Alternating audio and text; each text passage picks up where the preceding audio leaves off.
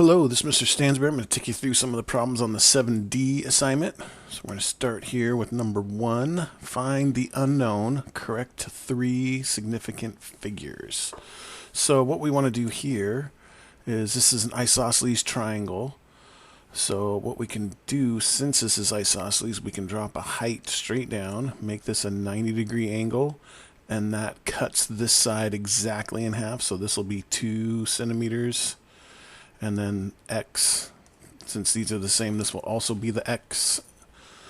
So then we can go through and solve. So from this angle, this is the hypotenuse, and this is the adjacent. So hypotenuse and adjacent for our friend SOHCAHTOA is hypotenuse and adjacent is cosine. So we would do cosine 61 equals adjacent, which is 2, over hypotenuse, which is x. Since the variables in the denominator, we're going to switch these two spots here. So we're going to get x equals 2 over cosine 61. So 2 divided by cosine 61 gives us 4.13 if we round it off to 3 significant figures.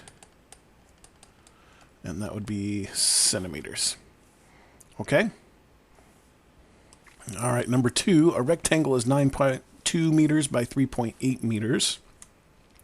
So I'm just going to draw that really quick here. So here's our rectangle-ish looking figure here. This is 9.2 by 3.8. Okay, what angle does its diagonal make with its longer side? What angle does its diagonal make with the longer side? So angle that it makes with the longer side, so there's the diagonal and the longer side is this, so they're trying to figure out what is this angle right here. So we know that's a right angle. That's the angle we're looking for. This over here is also going to be 3.8 meters. So we can, from this angle, that's the opposite, and this is the adjacent. So opposite and adjacent is tangent. So we can do tan theta equals opposite, which is 3.8, over adjacent, which is 9.2. So since we are looking for an angle, we do second tangent 3.8 divided by 9.2, and we get 22.4 degrees. 22.4. Okay. All right. Moving on to number 3. SOHCAHTOA is a little bit over the top of that, but we'll deal with it. A rhombus, which is basically a squished square, all the sides are the same, has diagonals of length 12 and 7. So let's draw ourselves a rhombus. Okay, so again, we know that all these side lengths are the same. And one of the diagonals here is 12, and the other diagonal is 7, right? Find the larger angle of the rhombus. So we got to figure out what this angle here or this angle here is, right?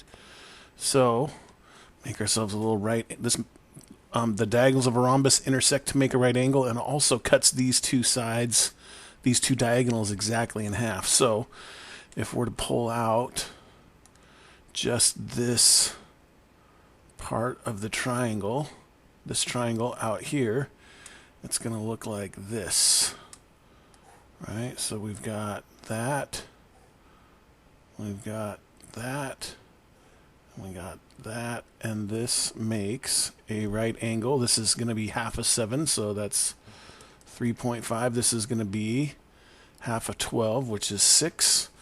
Find the larger angle. Well, we can find that. That angle actually gets bisected by this line as well. So if we can find that and double it, then we're in business. So from this angle, this is the adjacent. This is the opposite. So opposite and adjacent is tangent. So we do tan theta equals opposite, which is 6, over adjacent, 3.5. Okay, we're looking for an angle, so it's second tangent 6 divided by 3.5 gives us 59.7. But remember, that's only half the angle. So then, let's do this. Theta equals 59.7. But, again, we want to know what two of those are together. So multiply that by 2, and we get that the larger angle is, and since we have this non-rounded number, it's better to just round at the very end. So multiply that by 2, and we get 119.5. 119.5 degrees. Okay? All right. Moving right along. Number 7, find theta in the given kite. Okay, so kite diagonals like this do happen to make are perpendicular to each other, so that's important. And this side gets cut in half. This side does not get. This diagonal gets cut in half. This diagonal does not get cut in half. So we do know that that's 10.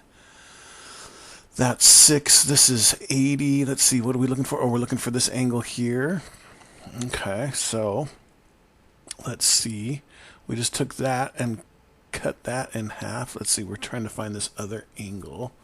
So if we can find this, that would help, right? So if we look at just this part, just that triangle here, we end up getting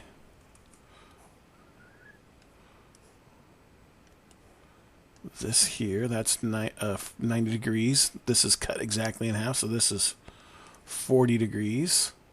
This is 6, so then we could figure out what that is, which should probably help us out. So that is the hypotenuse. This is the opposite. So opposite and hypotenuse is sine. Sine 40 equals opposite over hypotenuse.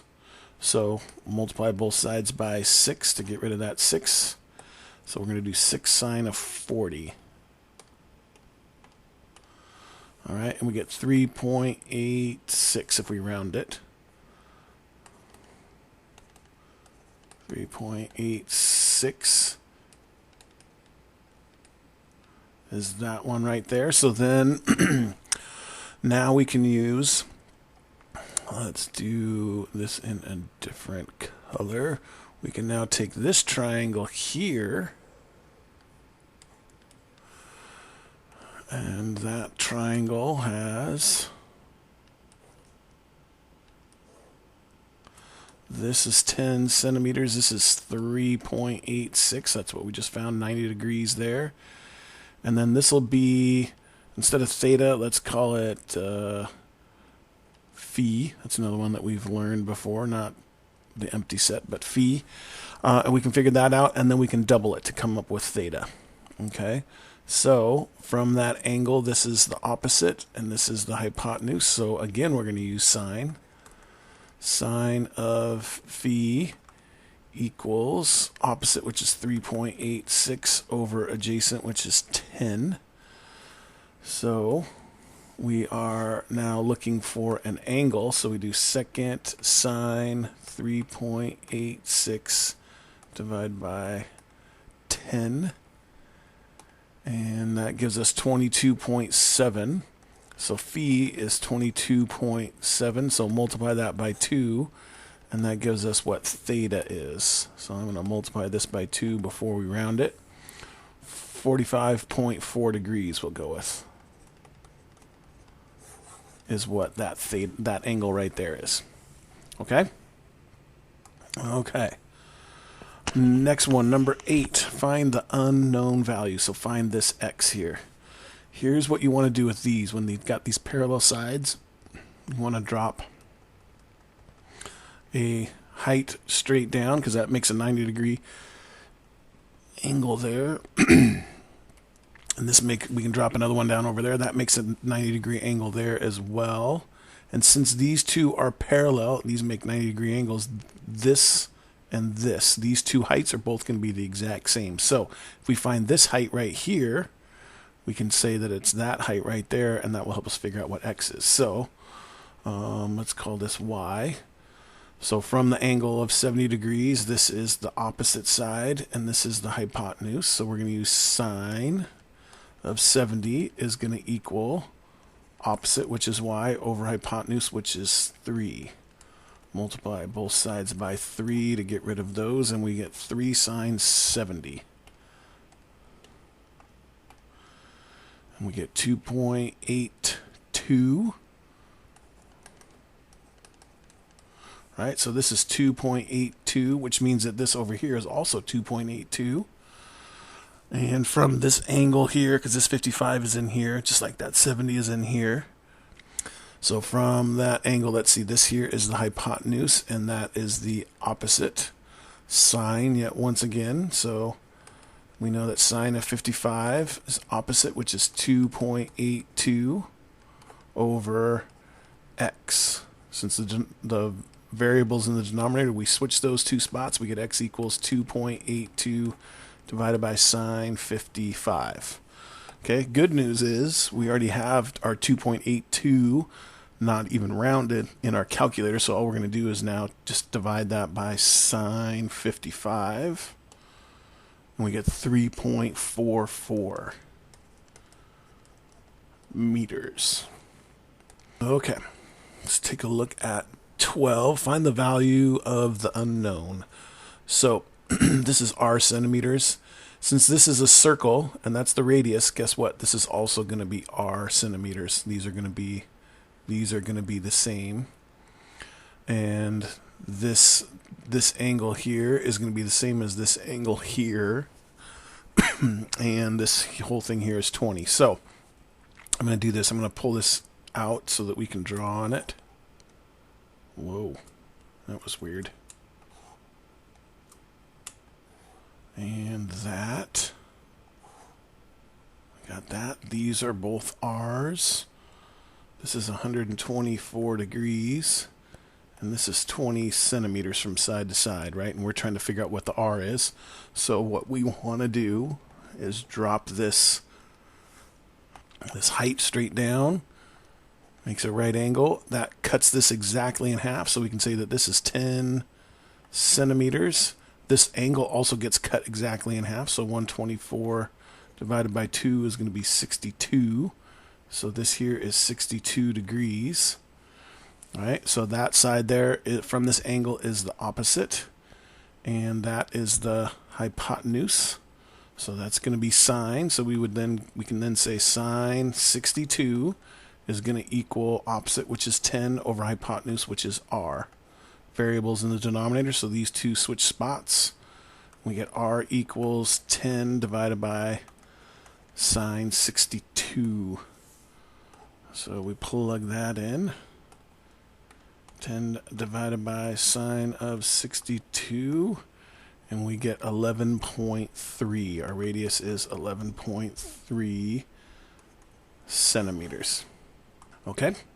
All right, one last one, number 15. Point P is 10 centimeters from the center of a circle of radius 4. So we know that that whole length is 10 centimeters from here to here. And we know also that the radius is 4 centimeters. So we know that this distance from here to here is 4. Also, we could do this. We could make this nice little right angle right here, and that is going to be 4 centimeters. Find the angle between the tangents. So we want to figure out what this angle right here is. So we have this 10 right here, and we have this 4 right here. So we have two sides. So again, if we draw this outside here, this is what we're looking at. So we know that this is 4. We're looking for this whole angle, but we can find just half of it, that angle, by using our friend SOHCAHTOA here. 10 centimeters, 4 centimeters. So this, from that angle, that is the opposite side, and this is the hypotenuse. So that's going to be sine theta equals opposite, which is 4, over hypotenuse, which is 10. So to come up with that, whenever we're looking for an angle, remember it's always second sine or second, whatever your trig function is, and then in this case 4 divided by 10 gives us that that's got to be a 23.6 degree angle is this theta, but we want this whole thing, so we have to double that. So multiply that by 2. So I'm going to multiply our non-rounded number, so multiply it by 2 and then round it. 47.2. 2 degrees is the angle between the tangents, so that is this whole angle right here. Okay? Okay, that's all we have for the 7D assignment. If you have any further questions on any of this, please feel free to ask. Thanks.